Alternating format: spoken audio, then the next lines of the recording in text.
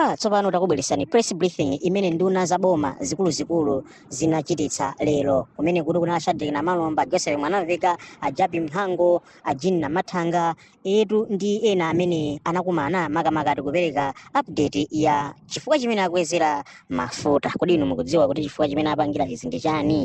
Ife tateni tifuna tikupatseni zimenezo mumvere nokha, mudzimverere kuti mudziwe kuti kudati dziko lino likuyenda bwanji. Tikumemeni kuti mupange like, mupange subscribe. Amene wandi mafuta amene amaitanisa PIL komanso Nokima.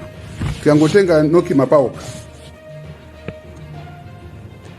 Mafuta onse amene akhakuitanisa Nokima in 2019 analipo 250,314,256.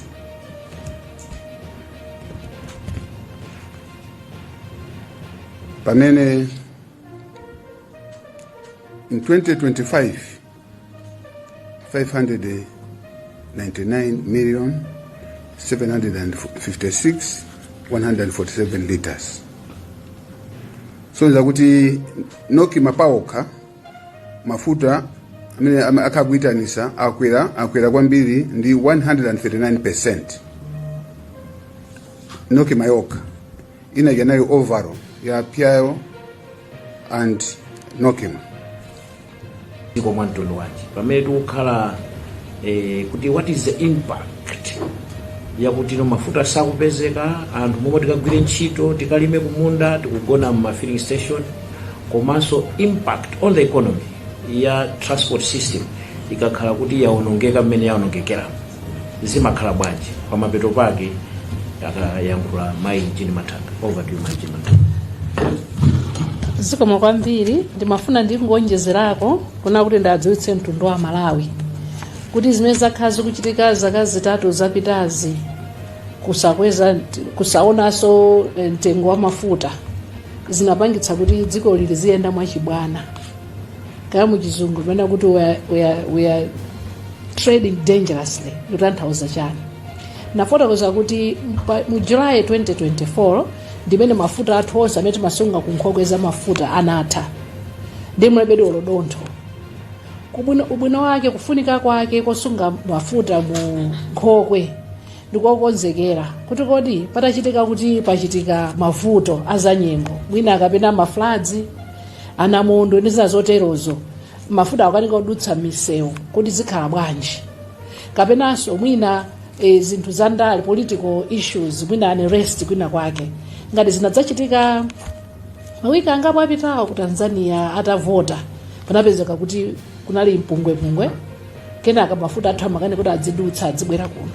Imene that was a shock in the system.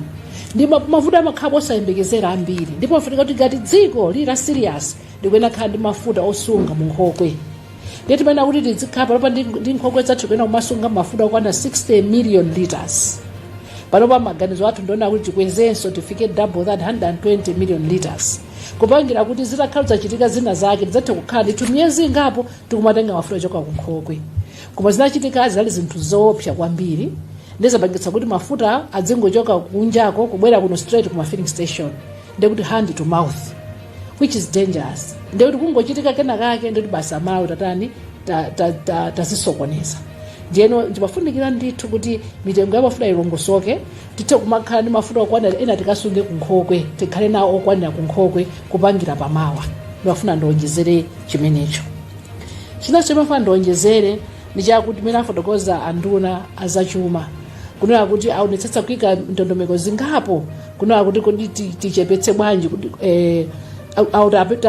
tapungule bwanji Malawi, ndalama zibwere bwanji Malawi kunoko zokwanira, akamba kwa nkhani ya zaulimi kuti za fodya akamba zimenezo. Ndino wafuna ndionjezerekonso kuti nkhani naso imene tikuyang'anaso ngati boma ndi nkhani ya za migodi. Migodi tinayo yambiri ku Malawi kuno, komano mwina seti mapanga bwino. Ndifuna tikuyesetsaso kunena kuti migodi imene iyi tilongosole, tidzakhala ndithu ndi tsiku la tunthu dzakuitananisoni tiuzane kuti tikupanga chani. Kwa tifuna tilongosole kuti ndalama za migodi amene adzisangala adzidya kwambiri ndani aka Malawi. usakhaina adzingotenga migodi yathu zotsata za migodi yathu opita nazo kunja iyayi kumene amene tikusunga chuma cha migodi ali sadzimva mumtima kwake kuchokera ku Nsanje mpaka ku Chitipa kuti migodi imene pasi pa nthaka ndi aliyense owns that as a Malawian. Therefore akabwera ngati ena opanga nawo business odzakumba migodi iwaja adzipanga koma yambiriyo idzikhala kuti ainaka Malawi apange benefit. Therefore it's time that Malawi should start realizing the proceeds from the mineral resource that Malawi is holding. Ndilo wafanda onyezera pamene popo kuti ndithu ndondomeko zilipo zambiri zoti ndalama zikhale kumala kunoko za forex to benefit ma Malawians. Zikomo kwambiri. Honorable Minister of Finance pamoja sanamalize. Mwina machidule ningoonjezerapo afusa Honorable Minister information chimachitika ndi chani ngati mafuta sakupezeka ndiye anthu onse ali pa filling station kapena ali ku black market chimachitika ndi chani chachizikire kuti ntchito economic activity zimachiperatu for ambiri amakali ku palai ambiri sapita sukunchito pamene basi saenda anaweza chitikapo ndio tumamini basi osapita andosa nyamula anthu kupita ku nchito komanso makampani ambiri amagwisa nchito diesel manufacturing ndiye makampani ambiri production inasika ena achoseba ndizo achoka nchito likonena panopa shoti productivity faja mafuta panalibe koma mwatha kungona kuti mene mafuta yamba kupezeka alisa kupezeka kunchito komanso nkubya kuti makampani ambo production iyamba kulirabe komanso anthu olembedwa nchito nkubya yamba kubwereraso ndikuti tikatero ndikuti economy ikwenda bwino so nkhani yakusowa mafuta imapanga effect mosiyana komanso imapanga eat away what we call the disposable income dama zimene timakhala nazo ni mboni kuti mafuta amene anasowa maomwe mukagule mafuta ku filling station pa tengo macho ya 3500 makagula 10000 ku black market 10000 pamene kuti makyosa kasale kala kuno mali akaja makyosa so your disposable income is also affected.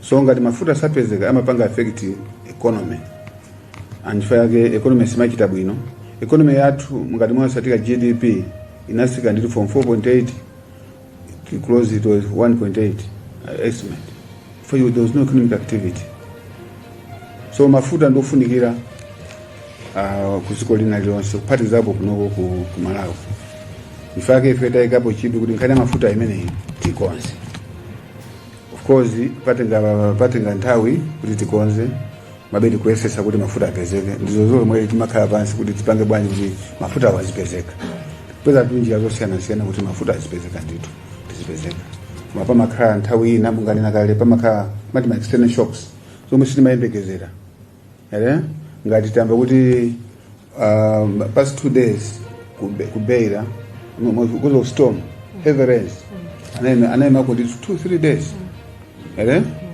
andosapanga load mafuta acha we have to go to the what to go loading bay to go and collect mafuta lepera tuli so case ya ku Tanzania imapeleka hicho simene sitingate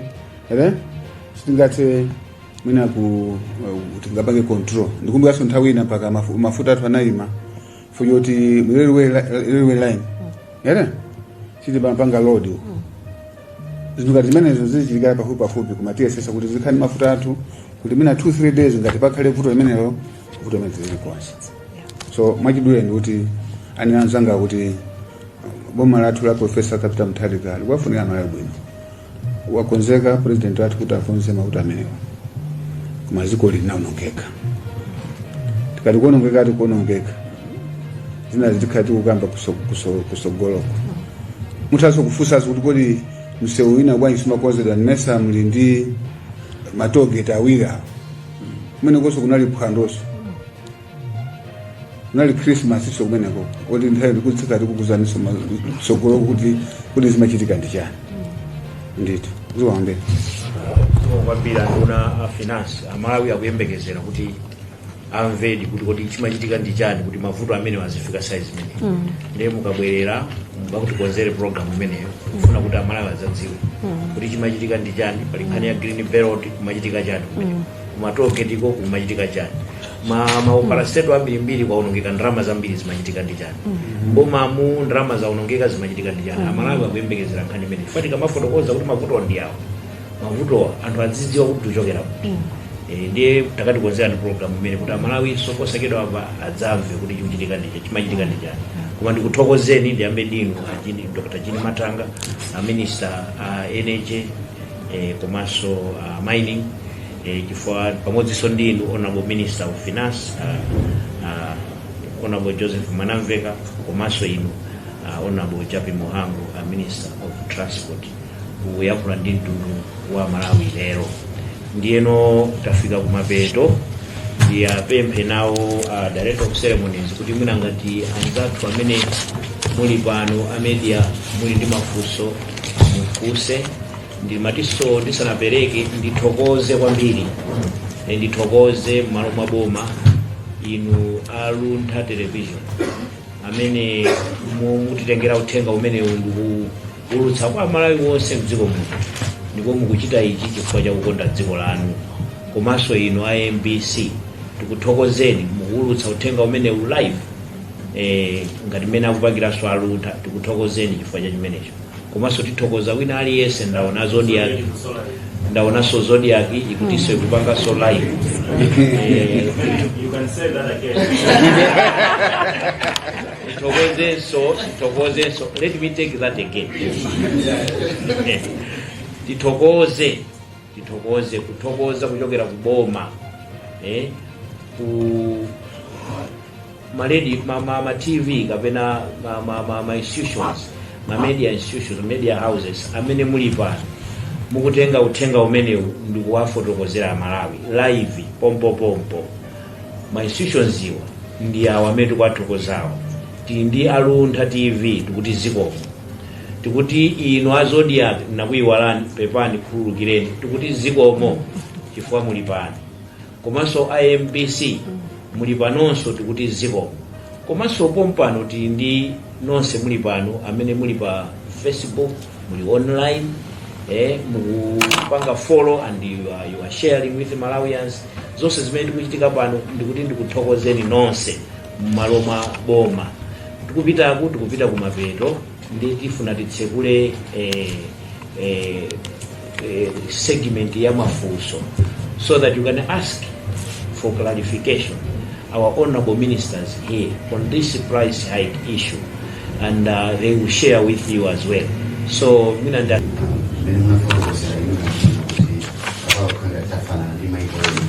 this will help in curbing smuggling of fuel products. Thank you.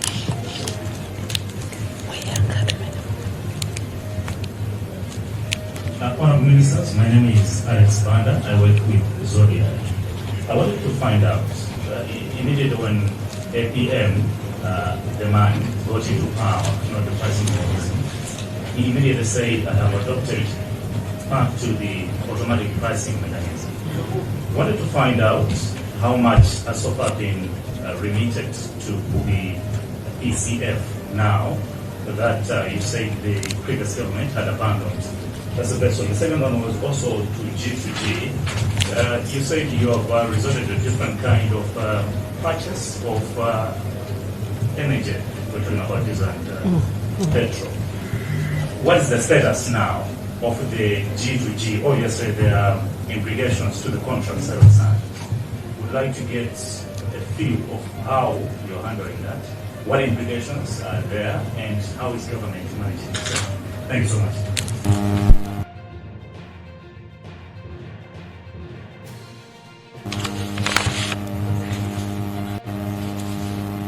So when we make a second,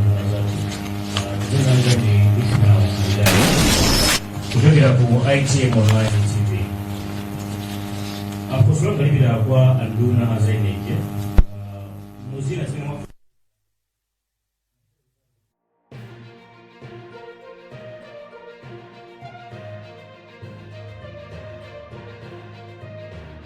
kagulidwe ka fuel kapena kuti kuvutika pakagulidwe ka fuel, mwakweza fuel kufika pamene tili.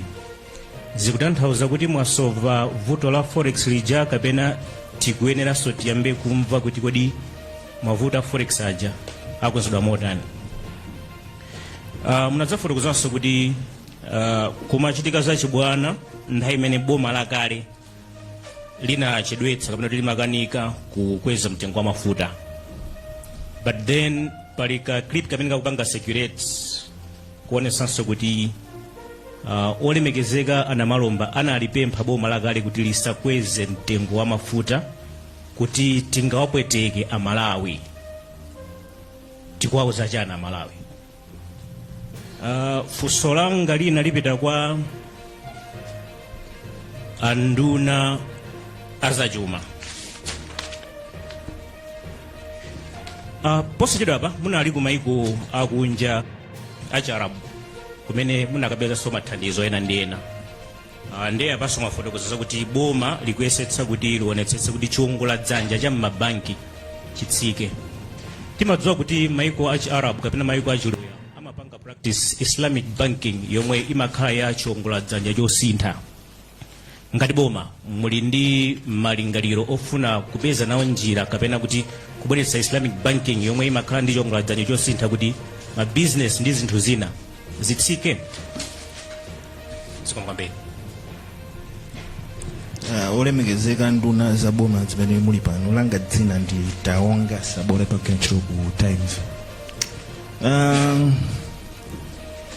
Anduna zachuma amene mafotokoza ananena kuti apempha makamaka amalonda ochita malonda kuti asakweze katundu wawo mopyola muyeso. Ananena kuti apempha bungwe la Competition and Fair Trading Commission kuti likhale pa ground lionetsetse kuti katundu yosakwera mopitirira muyeso. Funso langa ndilakuti mukuwerengera kwanu kuboma kukweza mtengo kwa mafuta ndi 41%, mukuona kuti a justified price increase ya katundu ingakhale mapesenti angati? China so munafotokoza unena kuti chimene chinachititsa kuti fuel oil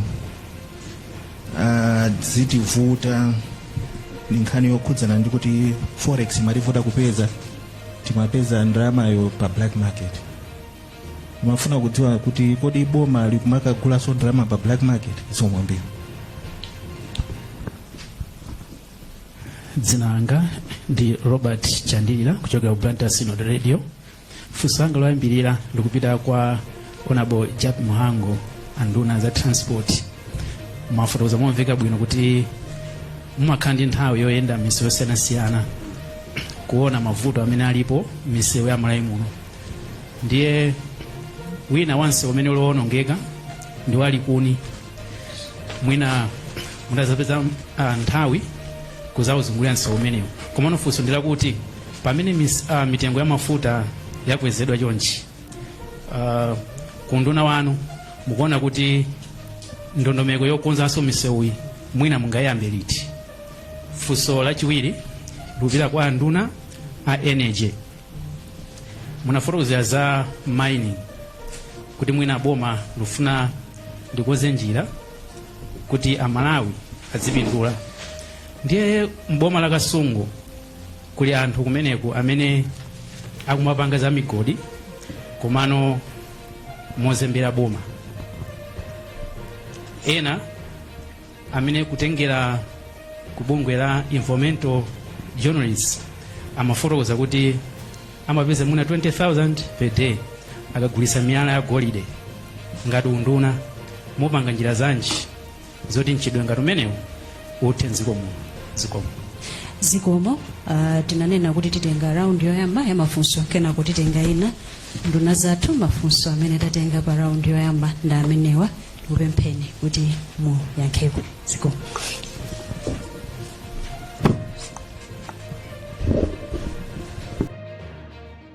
Tikuyembekeza kuti pamene wachathu ikubwerera mchimake, pamene tikukhala ndi foreign exchange okwanira, ndi kuti black market yekha yenda pamabwera maproposal osiyana-siyana ena osathandiza ena abwino ere sikuti wina kakapanga propose ndekuti ndikuti basi mene tipanga implement. So ndimafuna ndinene pano kuti palibe worldwide tax. Ena so akuti ayi akuti anena kuti tipereka msonkho pa pension komanso ati deaf graduate. Munthu akamwalira zosatira tipanga msonkho. Ndi boma la professor atabira mpeke meneno. Imene zonse zabodza. Ndiye akuti so ina ndaona zulu akuti ndinayankhula kuti masiku servant inu sayembekeze salary increase sitikweza misonkho ngati mufuna kuti uyene misonkho kwe ati mutha kupita kwina kulikonse. Zona mabwino wake ndiko mankwa ndi bwana zwa kuti inazi kuti uzikuza mpanga zingukutazisa nthawi. Just focus on what you want to do because he wants to change this economy. We don't want to be driven by propaganda for those people that don't wish us well. So I want to say it categorically here, those things are not true. I know you continue doing that. Those that want to wish us well, they want to derail us, but they will not move, will move forward, will march forward to address this economy. You can create any propaganda you need, but it will not be moved. And professor will not be moved. I want to say this. And for those that are propagating those stories, time will come. You get it? But I'm sure we'll be vindicated when people now, when things have changed, the economy has restored. I'm sure people see that indeed the president means well.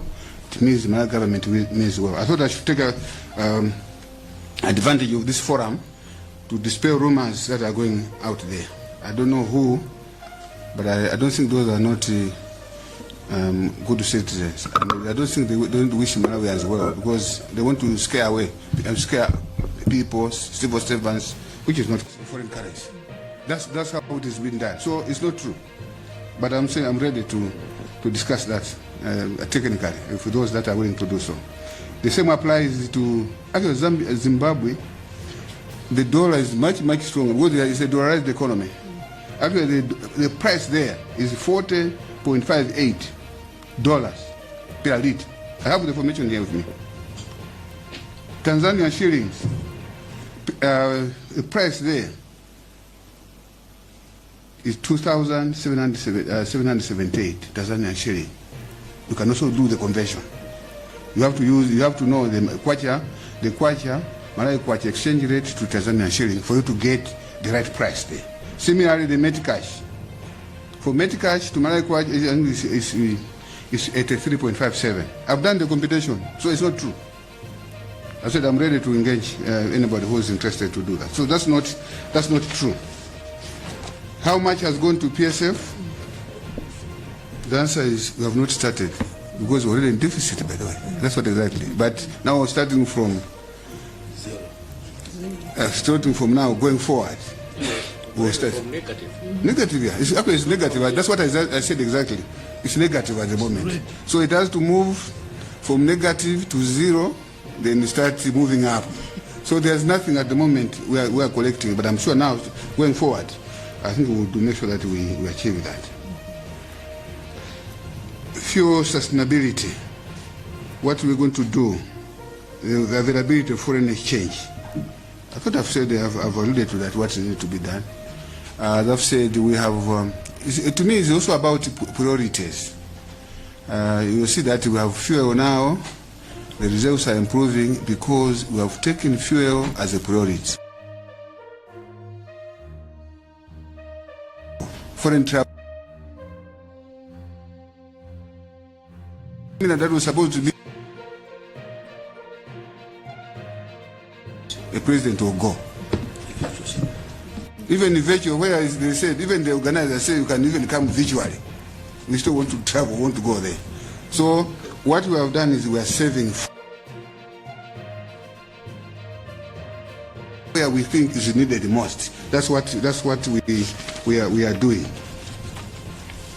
You have asked about our trip to Gulf region, we got the Gulf region. We went to Kuwait. We went to Kuwait Fund. also went to Qatar. I would say that it was a very successful trip because we have specific commitments. We have a commitment to fund the Blantyre Hospital. The budget for the hospital is about 32 million US. The budget for the hospital is about 32 million US dollars. The Kuwait Fund has committed 15. I'm sure you're able to read 15 million. And they are co-financing that with the Saudi Fund, another 15.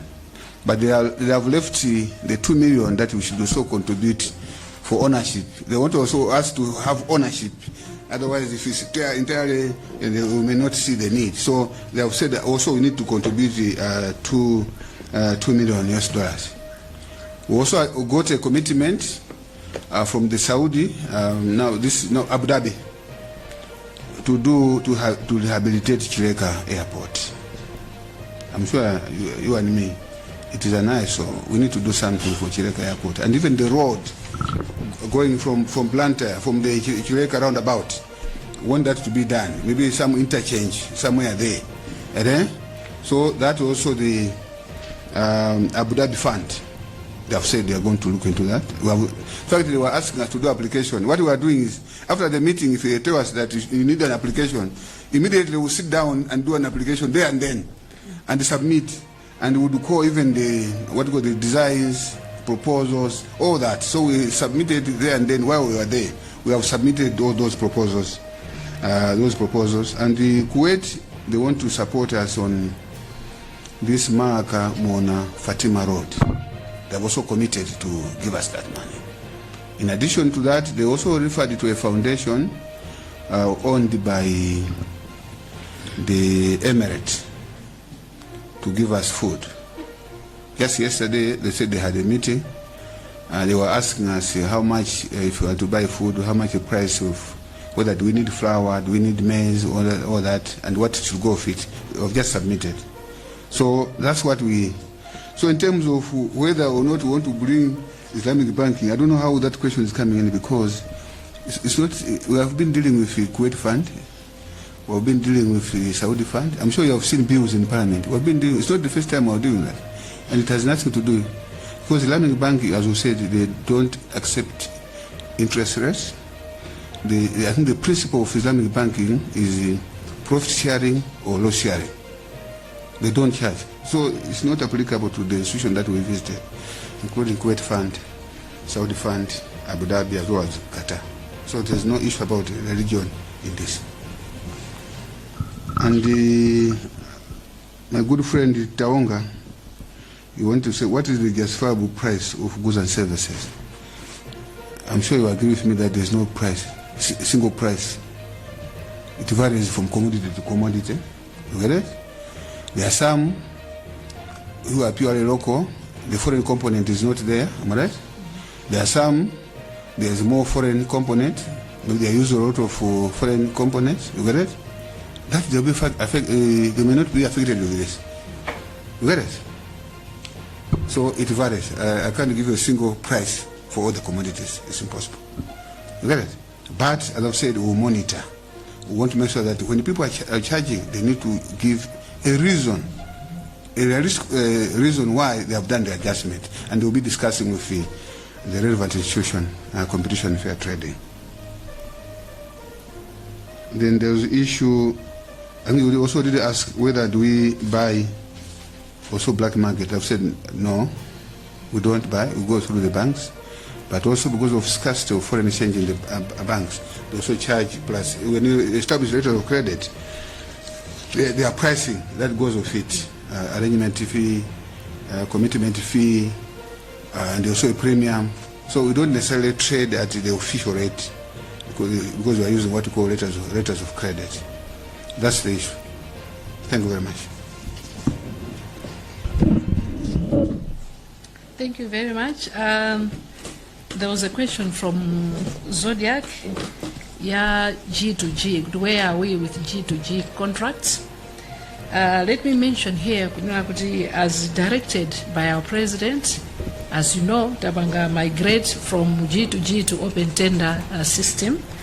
Now on G2G contracts, we only had 2 contracts signed with the government of Oman and UAE. So on those 2, it's only government of Oman some supplies, whilst on UAE there's nothing. So we are discussing with Minister of Justice how do we get out of these contracts safely. But as you all know, any contract has a lifeline, so it can't be forever. But as we speak, I think that it's almost 6 months. So there's a contract signed, 6 months, no supplies. What do you do with that? So that's what I can share on G2G, on the 2 contracts. Now going qua Blanta CCP, you talked about gold mining.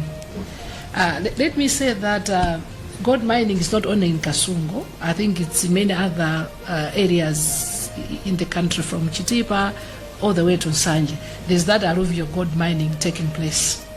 So Panopa, what we're doing as a ministry is to organize that sector. We are organizing those gold miners, the artisan miners, into cooperatives. Want to put them into cooperatives for these reasons. The first one is to reach out to them on issues of safety. So the issues that you have heard, so we need to reach out to them. Commanding at individuals, it will be difficult. So we want to put them into those cooperatives, reach out to them with messages as safety, security, environment, because there's a lot of alluvial land that is being lost. So we need to reach out to them. After mining, they need to learn how to refill and put mitengo back onto maland ngaramini ho. Komanso, there are issues za knowledge. We want to impart knowledge. What implements should they use when doing the mining? But most importantly, we want to provide a market. Because what is happening is, okay, the government gives the mandate to Reserve Bank and Mamigo to do the buying of gold. We've seen an influx of illegal buyers of gold. Not mining, I'm sorry, buying of gold. But we have seen a lot of illegal miners coming. The Bank encourage all that. So we want to make sure we provide a market as a government to make sure these organized miners should know where to go with the gold that they are mining, so that it starts benefiting the country. So that's one of the things I was saying. As a country, we should start benefiting from the mineral resource that we are holding. I think there was another one from Malidadi on Inkani ya Honorable Namalo but refusing. You are the pompano as a Ankiraoka.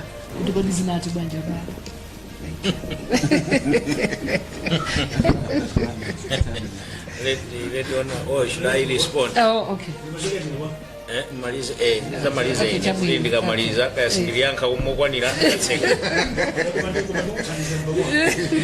This one. That's a political question. I think Mafunso Robert Cohen decently more dead. In addressing that, I may want to touch on 1 or 2 other questions. Mitengo ya transport kukwera. Normally, mafuta kakwera, that is expected. What matters is the level of adjustment. Choncho ifenga tukunduna, supported by the Competition and Fair Trading Commission. I mean, as akubanga monitor. Right? If you so tight and I'm transport, actually I've already selected my peers. Would I tell them transport? Oh, say, where? Come now. We also want to be a bit proactive. Come now, kuti. Akamakoza mitengo, there must be justified. Kuti chifanya ntukufika hapa head. Zinde now the mods. So is also Ministry Tipanga. Anamalomba ananangula parliament. Kuti finally momo this is not good. Just as yakire woka yankire. If atakara kuno lero tuanga khani okora kwa mafuta ndi boma. Sio chusa ya. Right? kuno boma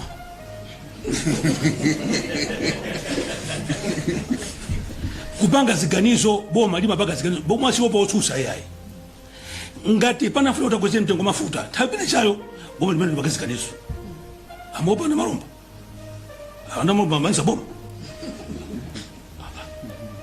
na malomba amapanga sasa izufuru wawo lagula kuma ziganizo limapanga chani ndi boma ndivu tupanga ziganizo kuluka ndisiza na malomba yayi boma la professor Mbida Mtalika kupanga ziganizo kuti ziko lisuthe lifike babwera tukufana abwana misewu nanka kale kuti tu misewu ine ndimayenda msewu ali kuni ndapita wakati kuzo mene ulili choncho as we put together a program yokoza misewu metu amba kupanga collect the road levy misewu semene onongambiri mene ili very critical tipanga prioritize basi takuyanga komanso mwina mongojeza I think kuti tikonze misewu yathu kuti nguyembekeza kuti tiyembekeze road level yokhayo mwina singatithandize timakambe na zolo lomweli tipeze an innovative way of raising financing. An innovative way. Nowadays there are so many ways, PPPs, build, operate and transfer.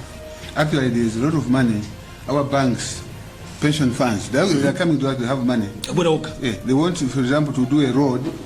They have to want to do a road as long as they have what do you call this? Tolls. They'll be collecting their money from the tolls.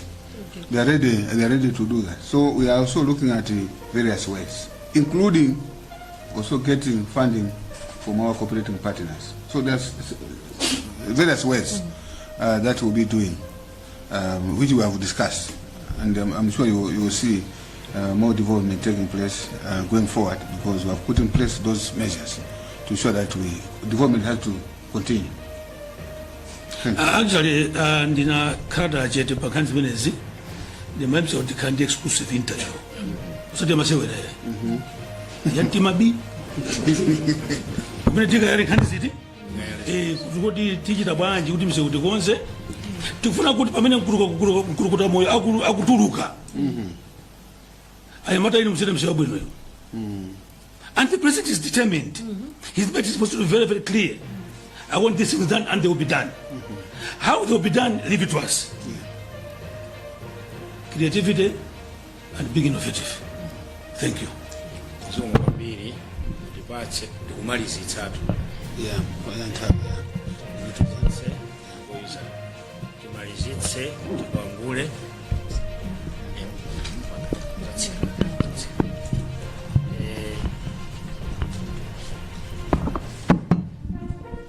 Ndikuthokozeni ajabi muhango naona kuondia nkilafuso limeni nakayana. Chifukwa zakadi zikuyenda mu masamba nchezo. Kodi munayankhula bwanji.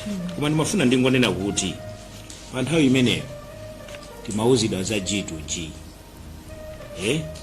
Kuti G2G ikabwera mafuta awadzatsika ndi almost 50%. Nthawi imene amatika $160 per barrel. Nda matika bwera G2G tizigula chama 80 cents, chama 80 cents, I think chama 80 cents thereabouts. Now the same government tells you what to kutsitsa because mafuta kudula. Kufuna titsitse. Tikapitepile ku G2G mafuta matsika. The same government ikweza. So that was the line of reasoning. So why are you telling us of the G2G if you are saying now you want to increase? That was the reasoning at that particular time. But I was also in opposition, so you should also understand that. Finally, chinene kuti pana ifunso lina lake taongo na lifunsa kuti 41% increase, how much do you expect to be a justified increase in goods and commodities? Imanena kuti nkhani ya mafuta ayi tukuyika mbapano kukwera panopo. Koma tikanena zona anthu adakweza kale katundu. Nthawi imene timakagula mafuta aja pa black market. Mukhala mugwizana nane kuti lokwa minibus pa nthawi mafuta amadula amasowa ichi 10,000 tukagula pa uja ana akweza mitengo. Anapanga factor in cost ya 10,000. panopa mafuta aja amapezeka koma tikupanga struggle ndalama ndikumapeza ndalama zisizokwanira tikupanga dzingongole misewu ndalama yopangira misewu sikupezeka ndeno pamene tinakuti tingochotsa pa 3500 ikafike pa 4945 ndi mukhaleno ndi mbali nayo kuti timagula 10000 kodi pano munthu anganena kuti ndikukakwezanso fare ya minibus pamene adakweza kale ndiye ndimafuna ndinene chonchi kwa iwo amene akuganizira zokweza katundu asagwiritse ntchito reasoning yakukwera kwa pano chifukwa anthu adakweza kale tikhale ndi umunthu palibe chifukwa chokwezeranso katundu pakhale nkhani zina zokwezera katundu koma isakhale nkhani yakeyi chifukwa tingoyerekeza pano padidakangu tingoyerekeza kuti ndondo mafuta asamapezeka ndi timagula pa black market ati 10000 lero kumafika tsiku la lero adakakweza mitengo ya zinthu chifukwa adakweza kale nthawi adakakwezanso ayisa adakakweza chifukwa mtengo adakweza kale pa nthawi imeneyi mwina mwaka adakupanga factor ini ka inflation maybe inflation imene ikuyenda inflation koma osati kukweza kwakuti chifukwa choti kwabwera 41% ya fuel timatiti lero kuti no tauzenso amene akupanga business there is no justifiable reason whatsoever to use the 41% to increase your prices of your goods and services. Zikomo kwambiri. Because I'm just a Minister of Information, but the Minister of Finance is here. Maybe what I'm saying, you can agree. Is it? Thank you very much. Titokoze kwambiri ndiye kumapeto peza kafika kumapeto mafusa jana juluka ndiye mutu watisire pombe chifukwa nthawi ndiye apemphe amene anatitsogolera amayi mathanga kuti akuangule ndikhulupirira kuti sokumeneko mwamaliza kale kumeneko kapena kuti nachofuna kwankula ngani ayi ndipemphere mumalize ndituze kwambiri.